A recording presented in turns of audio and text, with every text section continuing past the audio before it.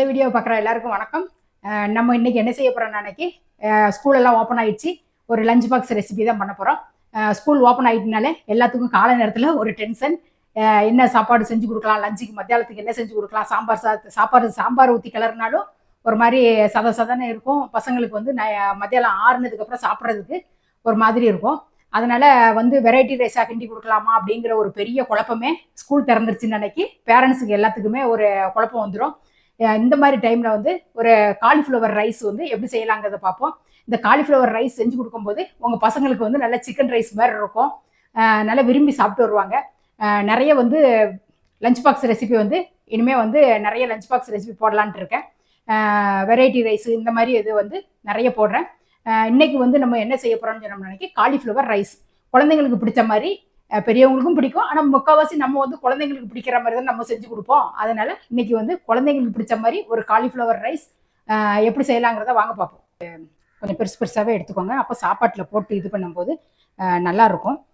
Cauliflower எடுத்து நல்லா சுடுதண்ணியில் போட்டு நல்லா வாஷ் பண்ணி 2 தடவை தண்ணி ஊற்றி வாஷ் பண்ணி வச்சுருக்கேன். இதை வந்து முதல் வேலையாக இந்த ஃபஸ்ட்டு வந்து இந்த இதை வந்து கிளறி வச்சிடலாம். இப்போ வந்து நான் வந்து இது வந்து கார்ன்ஃப்ளவர் மாவு வந்து ஒரு 2 டேபிள் ஸ்பூன் எடுத்திருக்கேன். மைதா மாவு 1 டேபிள் ஸ்பூன், அரிசி மாவு 1 டேபிள் ஸ்பூன், மிளகாத்தூள் நான் காஷ்மீர் சில்லியாக இருக்கிறதுனால 1.5 ஸ்பூன் கிட்ட எடுத்திருக்கேன். நீங்கள் காரத்துக்கு தகுந்த மாதிரி சேர்த்துக்கோங்க. உப்பு வந்து ஒரு 3/4 டீஸ்பூன். நான் மாவு எல்லாமே இந்த மாதிரி ஸ்பூனில் தான் எடுத்தேன்.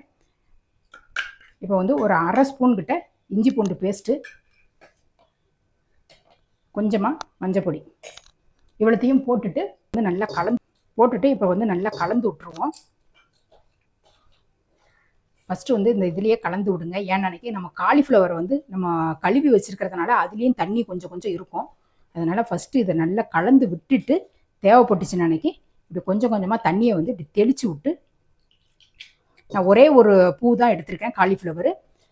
இந்த சாப்பாடு கிளறது வந்து நம்ம வந்து ஒரு 2 லஞ்ச் பாக்ஸுக்கு கிளற மாதிரி நான் சாப்பாட்டோட அளவு சொல்கிறேன். நான் வந்து பாஸ்மதி ரைஸும் வடித்து வச்சுட்டேன்.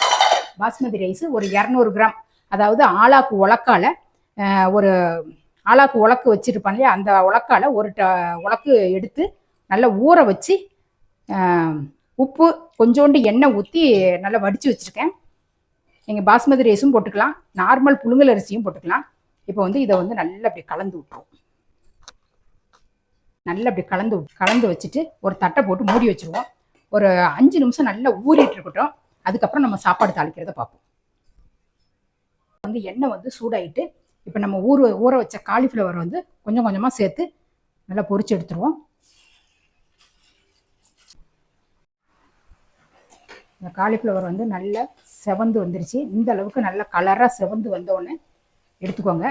அப்போ வந்து சாப்பாட்டில் போட்டு கிளறும் போது நல்ல கொஞ்சம் மொறுமொறுன்னு இருக்கும். மொறுமொறுன்னு இருக்கு. நீங்கள் மத்தியானம் லஞ்சுக்கு கிளறும் போது நல்லா சாஃப்ட் ஆயிரும். கிளறி உள்ள டிஃபன் பாக்ஸில் போடும்போது நல்லா சாஃப்ட் ஆயிரும். நல்லா மொறுமொறுன்னே பொரிச்சு எடுத்துடலாம். இப்போ வந்து நான் காலிஃப்ளவர் வந்து அடுத்த சட்டியை வந்து நான் அந்த அடுப்பில் மாற்றி வச்சுட்டேன். அது பாட்டில் வெந்துட்டு இருக்கலாம் அப்படின்னு சொல்லிட்டு அதுக்குள்ளே நம்ம சாப்பாடை வந்து தாளிச்சிடலான்னு பார்த்துட்டேன். இப்போ வந்து நான் ஒரு 4 ஸ்பூன் கிட்ட எண்ணெய் விட்டுருக்கேன். கடலெண்ணெய், ரீஃபண்ட் ஆயில், எந்த எண்ணெய் வேணாலும் விட்டுக்கோங்க. இதில் 1 ஸ்பூன் ஜீரகம் போடுறேன். இது 2 சின்ன சைஸ் வெங்காயத்தை வந்து கட் பண்ணி வச்சுருக்கேன், அதையும் உள்ளே சேர்த்துறேன். இந்த வெங்காயம் நல்லா ஒரு கண்ணாடி பதத்துக்கு வதங்கி வரட்டும். ரொம்ப வதங்கி கலர் மாறணும்னு அவசியம் இல்லை, சும்மா லைட்டாக கொஞ்சம் நேரம் கண்ணாடி பதத்துக்கு வதங்கினா போதும். பூண்டு பேஸ்ட் வந்து ஒரு 1/2 ஸ்பூன் இருக்கும். இஞ்சி பூண்டு பேஸ்ட் சேர்த்துறேன். சேர்த்துட்டு இஞ்சி பூண்டோட பச்சை வாசனை போகிற அளவுக்கு நல்லா வதக்கி விட்டுறலாம். நீங்கள் வந்து இன்றைக்கி வந்து நான் வெறும் காலிஃப்ளவர் மட்டும்தான் போட்டு செய்ய போகிறேன். நீங்கள் வந்து காய்கறி சேர்த்தும் செய்யலாம். கேரட்டு, பீன்ஸு, கோஸு இந்த மாதிரி இதை வந்து சேர்த்தும் செய்யலாம். சேர்த்து செஞ்சீங்கன்னு சொன்னோம்னா இந்த டைமில் கேரட்டு நல்லா நைஸாக அரிஞ்சிக்கோங்க. கேரட்டு, பீன்ஸு, கோஸை வந்து எவ்வளோ மெல்லிஸாக அரைய முடியுமோ அந்த அளவுக்கு அரிஞ்சிட்டு அதையும் உள்ளே சேர்த்துக்கலாம். இப்போ வந்து நான் வந்து கேரட் காய்கறி சேர்க்காதனால இஞ்சி பூண்டு பேஸ்ட் போட்டுட்டேன். இல்லைன்னா காயை சேர்த்து வதக்கிக்கோங்க. இந்த இஞ்சி பூண்டோட பச்சை வாசனை போனதுக்கப்புறம் நான் 2 சின்ன சைஸ் தக்காளி எடுத்திருக்கேன், அது சேர்த்துக்குவோம்.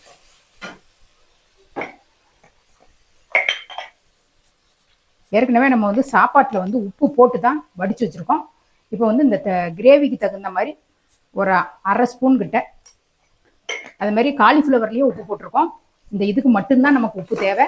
ஒரு 1/2 ஸ்பூன் கிட்ட உப்பு போட்டுட்டு நல்லா கொஞ்சம் தட்டை மூடி வச்சுட்டு வேக விட்டிங்கன்னா தக்காளி வந்து நல்லா மசிய வெந்து வரும். இப்போ வந்து அது பாட்டில் வெந்து வரணும். இந்த அளவுக்கு நல்ல கொலைய மசிய வேக விட்டுறணும்.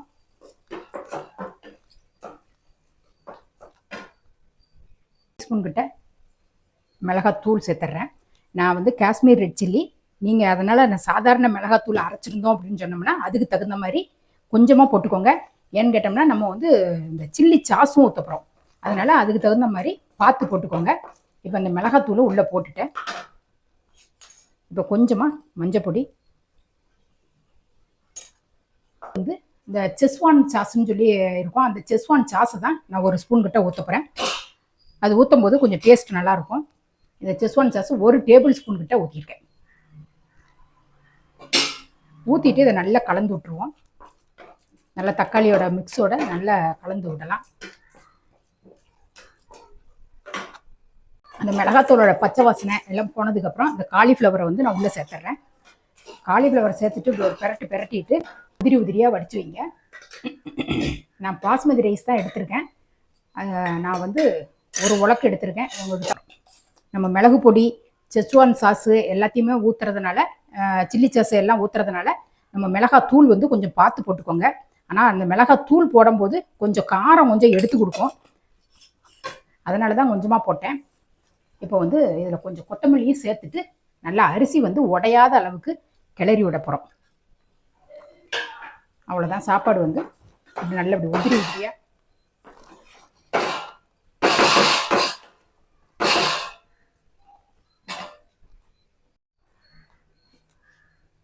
இந்த சாதத்தை கிளறி விடும்போது இப்படி உறுத்து விட்ட மாதிரி இப்படி கிளறினீங்கன்னு நினைக்கி சாதம் வந்து கொஞ்சம் உடையாமல் இருக்கும்.